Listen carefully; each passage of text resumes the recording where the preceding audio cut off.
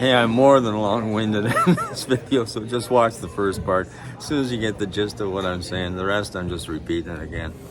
Hi, it's Andy. It's Saturday morning. I'm over here at Dustin Cook riding the Cheval Blanc lift just to get an idea of how the snowmaking is coming and the schedule that we might be looking at now. Today's the 6th. Today's the 5th. Tomorrow's the 6th. For the weekend, and we've got lots of people ready to go to put in B-net, but it's just a matter of when that's going to take place. So this is the snowmaking down at the bottom, and if you take a look all the way up the lower portion, now from Coaches on down, that's waterfall down, that's 50 rolls. But look at how much production there is here, and folks are worried that we're not going to have enough snow to push around. My goodness, if the production just keeps up today because it's so cold, we're gonna have an awful lot of snow, and once it gets pushed, this is high from my perspective. It looks wet, but it's just what we want for ski racing. So just anticipation of this. I don't think the net will be going up Saturday, Sunday, although I may be wrong. There may be enough snow to put the first step on, which is all the snow gun covers, but once we put the snow gun covers on, there's no more snow being made, so that's probably going to hold off.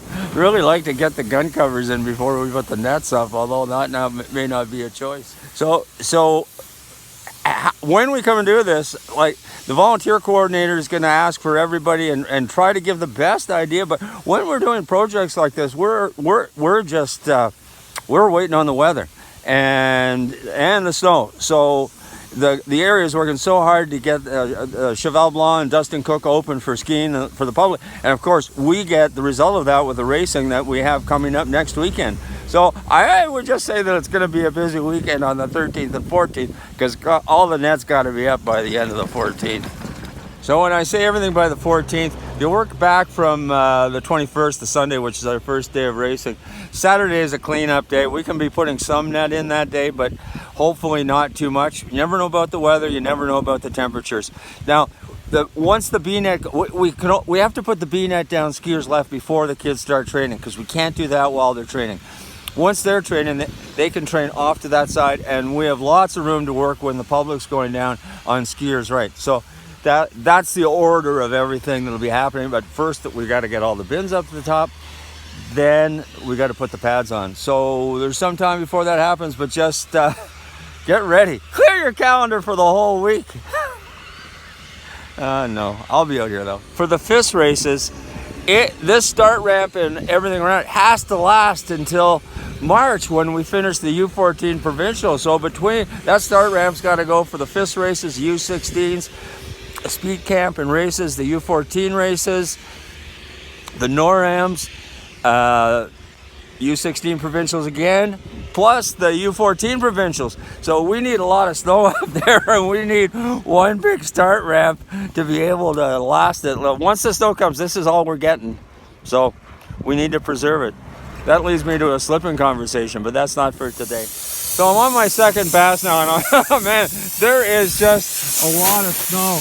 You can see all the way up, and it's getting blown all the way to the start. It's really good. So now the race organizing committee, the chief of course and the chief of race, coming up for the FIS race, they're thinking about, hey, when can we get the net in? We got to adjust our plans now because we thought we'd be able to come on, and now it's just uncertain as to what day we'll be able to get on and start work. So there's going to be a compression likely where the tower pads will be 2 steps ahead of the net guys coming down. It'll be a simultaneous operation. As long as the B-net people don't catch up with the tower pad people, we'll be all set. But it's got to go down skiers left first because we have training, and then again, as I said, we can populate the skiers right while we're out with the skiing public. For safety purposes, we have to get on that early in the morning and likely, or late in the day, but either way, there's got to be a minimum amount of traffic that we have to deal with just to be safe. And safety is the most important thing when we're doing work on the hill.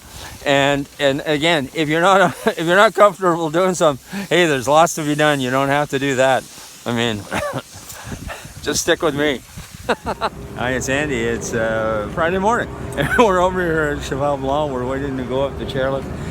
We thought the lift was opening at 9, and it's a special program for all the athletes to go and ski down Frankie Peak. What they really want us to do is ride the chairlift a couple of times, just to make sure that they have a regular load of people on it. They just wanted to test the chairlift with the skiing public. They're here and there, but with us, we get 100 kids going all one after the other. It's going to be quite the show. So the plan was to go up at 9 o'clock, but that's been delayed. So everybody's waiting very patiently in line to go up and take a couple of runs down Frankie Peak. So that's really good. They've already done their warm up, and now we're just waiting to go. Yeah, it was supposed to be really cold, but it's not. And now we've just got all these coaches, everybody. Some of the kids are going back to work. These athletes are so well behaved. I'm so proud of them.